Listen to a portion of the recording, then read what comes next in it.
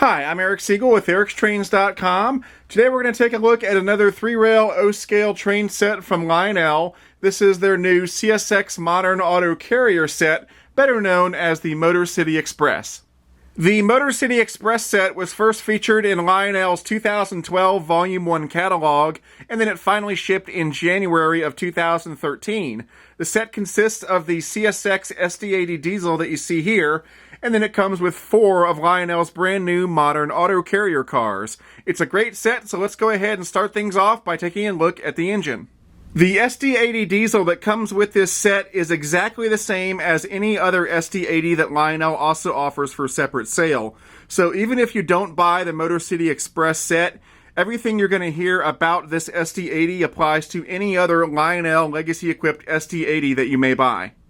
The SD80 is about 20 inches long, it weighs 5 pounds 14 ounces, it has right around 2 pounds of pulling power, and the minimum curve needed to run this engine is 0.36. Under the hood, the engine features Lionel's legacy command system as well as legacy rail sounds.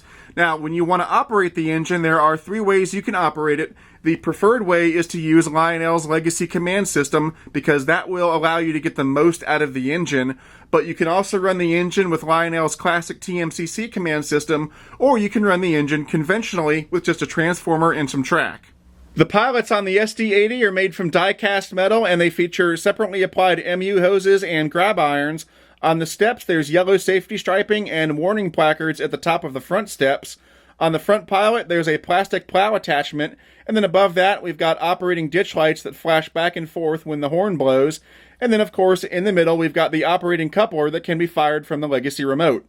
The trucks are also made from die-cast metal and are nicely detailed, and they even feature some legible signage right here, which is a nice touch. Here's a look at the fuel tank, and it's very nicely detailed, but the fuel tank is the source of the one issue that I have with the Lionel SD80. If you look under the tank, there's a big gap down here, about half an inch, and that's because the tank is too short in terms of its height. It should come down much further and leave maybe 1/4 of an inch or 1/8 of an inch of space, but instead you've got this big gap, and as a result the engine looks a little more toy-like and less like a scale model. Now, I'm really not sure why Lionel did this. I don't work at Lionel. I don't know their official reasons for the things they do. It could have just been a mistake that got overlooked, or it could be intentional. My own educated guess on why they did this is because it allows the engine to negotiate tighter curves. If you recall, I said that the minimum curve on this engine is 0.36, and that's pretty tight for a big, long engine like this. And I believe the reason it can negotiate 0.36 curves is because of this short fuel tank. If you had a full height fuel tank on this model and you tried to run it on 0.36 curves, what would probably happen is that the fuel tank would overhang and rub up against switch motor housings and anything else you had on the side of the track. But by shortening the fuel tank like this, you avoid that, and therefore the engine can run on those tight 0.36 curves. Now, whether or not this is going to be a big problem for you really depends on what type of model railroader you are. If you're like me and you have a big layout with wide curves and you're trying to get as realistic as possible, even though it's 3-rail track, you may have a problem with it because it makes the engine look much less realistic than it could look. On the other hand, if you're the type of model railroader that has a small layout with tight curves like 0.36, and you've been looking for a big diesel engine that you can run on those tight curves, you've struck gold here because this short fuel tank is going to allow you to run it on those tight 0.36 curves. Moving on, up top we've got metal handrails up front with a metal safety chain. There are separately applied grab irons on the front and top of the hood. The door right here doesn't open, but it does have a nice clear plastic window. There are operating marker lights here, a headlight here, and then lighted number boards on either side. We've got separately applied windshield wipers on these neat-looking windows. The cab windows open and close. There are 2 figures inside the cab, and the interior of the cab is lighted. On the back of the cab, there's another door right here, but unlike the door on the front of the cab, this door actually does open up. There's also a separately applied windshield wiper right here, as well as on the back window that's on the other side of the cab. Right here you can see some of the great signage that's on both sides of the engine, as well as some of the nice cast-in details. Just like on the front of the engine, we've got metal handrails and safety tread on the walkways of both sides of the engine. You can't see it very well from this angle, but the steps right here have drainage holes and safety striping, and then right here is one of many see-through vents that are on this model. Here's a look down the side of the engine from the other direction. We've got the CSX logo that's very nicely done, very crisp. Then we've got some more nice cast-in details, nice signage down here, and then some additional vent work here on the end of the engine. I think the back of the SD80 is actually my favorite part on the model. It just looks very industrial and very utilitarian. Once again, we've got metal handrails and a metal safety chain right here. And then we've got some nice detail work here, including some separately applied grab irons and some nice vent work. And then up here we've got the operating marker lights, lighted number boards, and the rear headlight. On top of the engine, over the cab area, we've got some separately applied grab irons, as well as some nice cast-in details. Moving back, we've got a nice separately applied horn right here, and then here is the smokestack with an operating smoke unit inside, and of course to load smoke fluid into the smoke unit, you just pour the fluid directly down the stack. Toward the back, we've got these nice fans on top, and each fan does have a rotating blade inside of it. This piece here pops off like that to reveal the compartment for the backup 9-volt battery, as well as the engine controls, and those include the run program switch, the Odyssey speed control on-off switch, the smoke unit on-off switch, as well as the master volume control. Finally, here's a look at the underside of the engine. Each truck has 3 axles. 2 of those axles are driven, and there are 2 traction tires per truck for a total of 4. Also, each truck has 2 pickup rollers for a total of 4. And then here are the 2 speakers that make up the great sound system on this engine. Okay, that takes care of the SD80, so now let's take a look at the auto carriers. As I said previously, the set comes with 4 of Lionel's new modern auto carrier cars, and I say new because this is a new car for Lionel. It's a brand new tooling. They've never done it before. They have put out a smaller O27 modern auto carrier before, but this is the first time they've done a full O-scale modern auto carrier, and they're very nice. There are 4 road names that come with the set. You've got CSX, Union Pacific, Grand Trunk, and BNSF. All 4 auto carriers are exactly the same in terms of their construction and features. The only differences are the paint schemes and the fact that the BNSF auto carrier has an end-of-train device on one end. So let's go ahead and take a closer look at one of these. The auto carrier cars feature die-cast sprung trucks and couplers, and the minimum curve needed to operate these cars is 0.54. Now, what's nice about these cars is that the couplers move independently of the trucks, and that's because these cars utilize Lionel's new self-adjusting coupler system. And the way that works is that the coupler is attached to a spring, and it rides in a V-shaped groove on the underside of the car. And so when you're on a straightaway, the spring pulls the coupler to center, and that pulls the cars closer together and gives you a more prototypical gap between the cars. But when you go around a curve, like 0.54, the couplers come out a little bit, which increases the distance between the cars, thereby allowing the train to get around that curve without the cars binding up on each other. And the reason Lionel did this on these auto carrier cars is because the auto carrier cars are very long. They're almost 23 inches long. And so if you didn't have some sort of self-adjusting coupler system, in order to allow these cars to get around tight curves, you'd have to have a coupler that came out like 2 inches, which would look much less prototypical. But because they have the self-adjusting coupler system on these cars now, it allows you to run these cars on tight curves and yet still maintain a somewhat prototypical look when you're on a straightaway. Now, I'll show you more about how the self-adjusting coupler system works when we turn this car over in a couple minutes and look at the underside. Even though the trucks and couplers are very nice, they are the source of a couple of minor issues that I have with these auto carrier cars. The first issue is that in the catalog, Lionel stated that the trucks would have rotating bearing caps, just like most of their other modern O-scale freight cars do. But instead, these have cast-in bearing caps that do not rotate. The second minor issue is that, once again, in the catalog, Lionel stated that the couplers would have hidden uncoupling tabs, but instead they just have the old-fashioned thumbtack coupler setup going on. Now, these are minor issues. I have lots of cars in my fleet that have thumbtack couplers and non-rotating bearing caps, so it's not that big of a deal, but I did want to point these issues out. And, you know, I don't work for Lionel. I don't know the official reasons for the things they do, but my guess is that they had to make these changes to accommodate the self-adjusting coupler system, but I'll explain more about this when we turn the car over in a couple minutes and look at the underside. Okay, so moving on, the paint job on these cars is fantastic. I couldn't find any problems whatsoever. On the sides and ends of the car, you'll find lots of signs and placards which are legible under a magnifying glass. On the sides of the cars, we've got these perforated screens, just like on the real thing, and some nice cast-in details, such as this mechanism here and these steps down here, and we've even got some nice separately applied details, like these ladders. By far, the best parts of these cars are the doors. They're very detailed and very delicate. Lionel did a fantastic job here, and they deserve a lot of credit.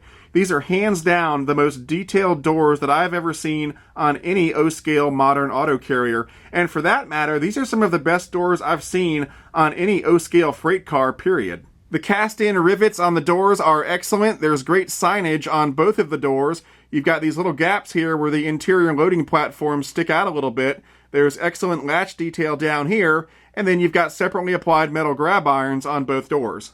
And then, of course, the best part is that the doors open up in a very realistic manner, like that.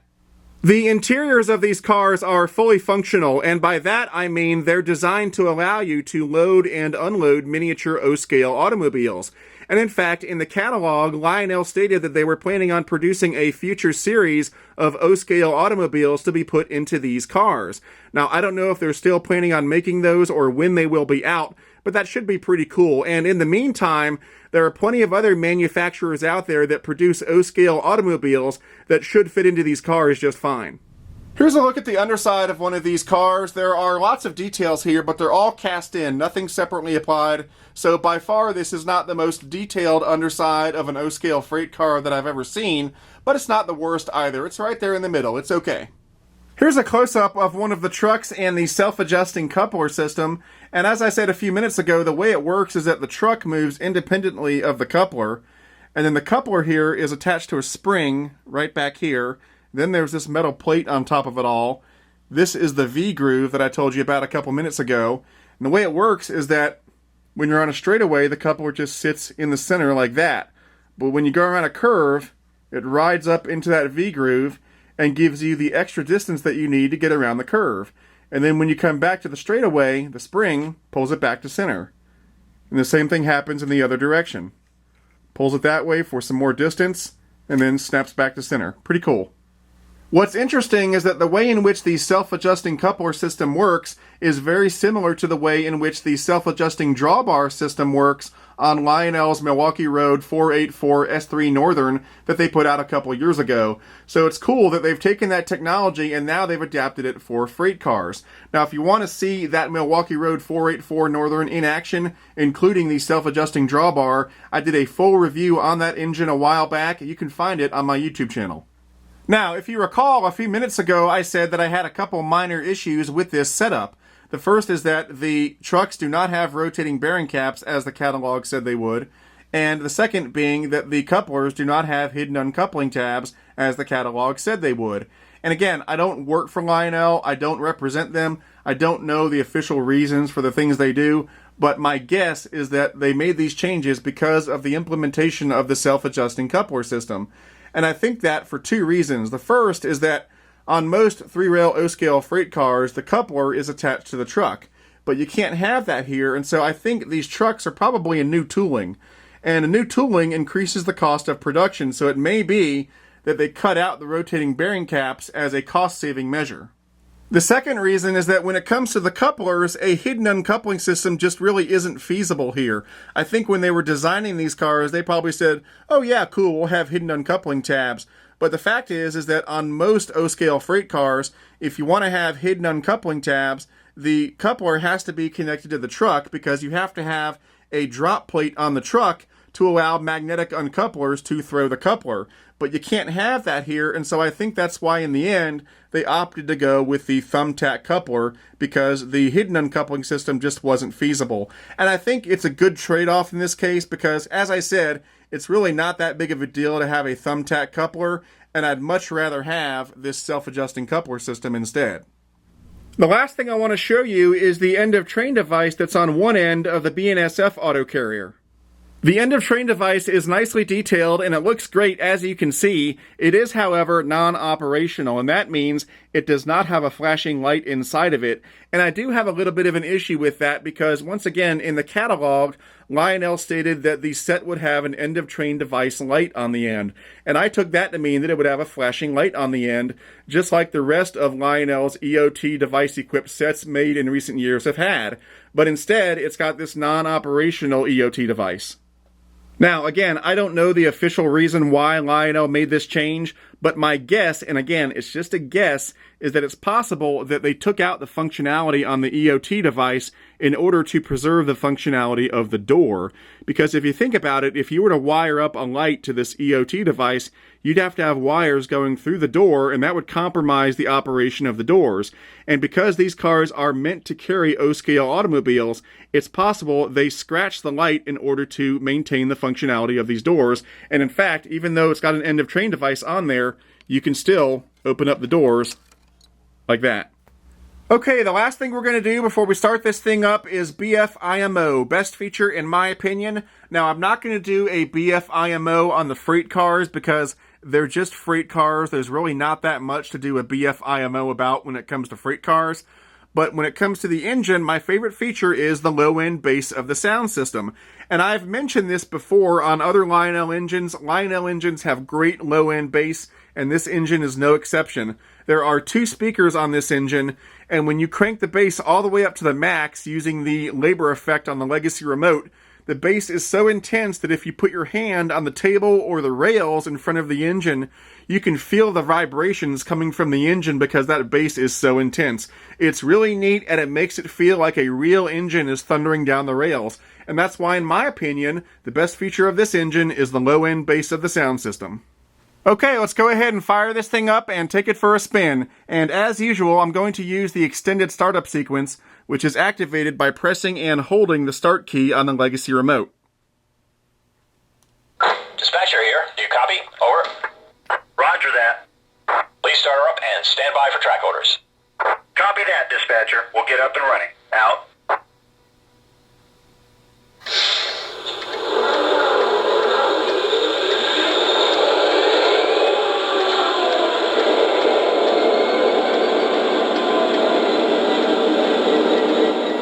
The first thing I'm going to do is crank up the bass on this engine so that hopefully you can hear what I was talking about in BF IMO.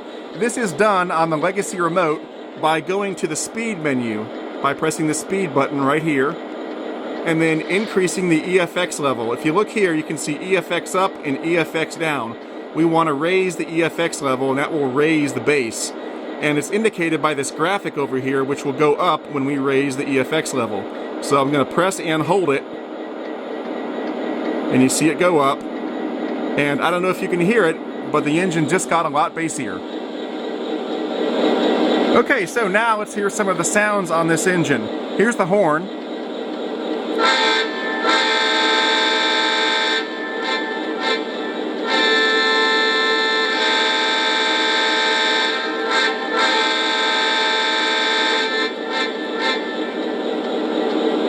Here's the bell.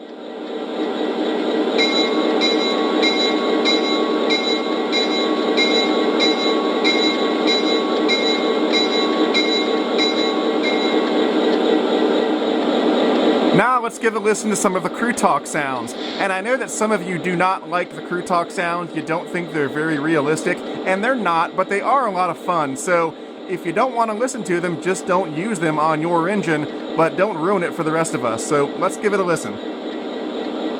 Dispatcher, I've got 3/4 of a tank. Can I get a clear signal? Over. Yes, you're cleared onto the main. Over. Roger that. All clear. Out. Dispatcher here. You're cleared onto the main. Over. Roger that. All clear. Out. These engines are equipped with sound effects for 8 different RPM levels on the prime mover, so let's go ahead and give them a listen. Right now you're hearing level 1, let's go to level 2.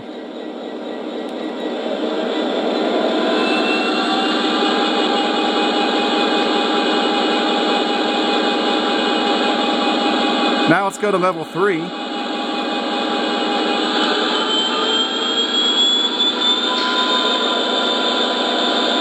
And now level 4.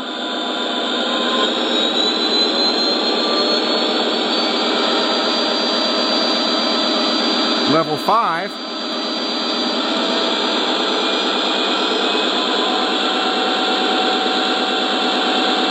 Level 6.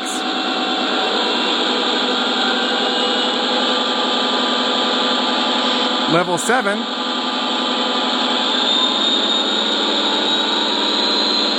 And level 8.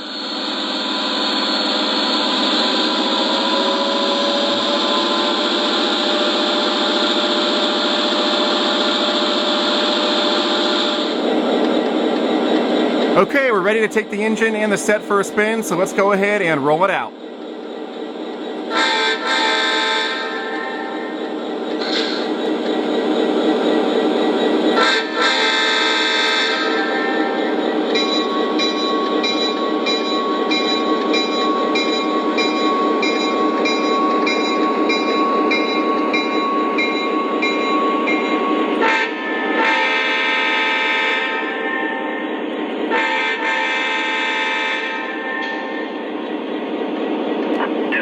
How's that track look? Are we clear? Over.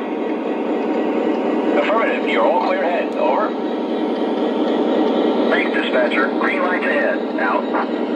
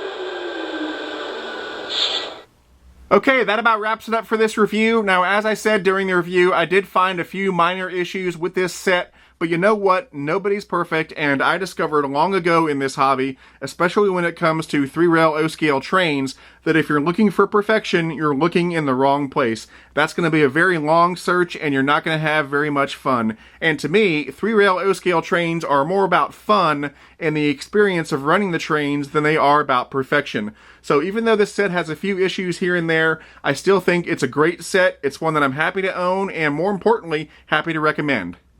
If you're interested in purchasing this set, the retail price is just under $970, although if you go through a good Lionel dealer, you should be able to get a decent discount off that retail price. Lionel has also manufactured several add-ons for this set. The engine that comes with the set is number 809, as you can see here, But there's also a second powered engine available that's number 812. That retails for $530. Lionel has also made 2-packs of the auto carriers. They come in several different road names, so if you want to, you can have a whole train of these auto carriers. The retail price on the 2-packs is $220. And of course, if you're looking for a good Lionel dealer, try my favorite train store, which is Legacy Station. You can find them on the web at www.legacystation.com or give them a call at 770-339-7780. Anyway, that's it for now. I'm Eric Siegel, and I'll see you next time.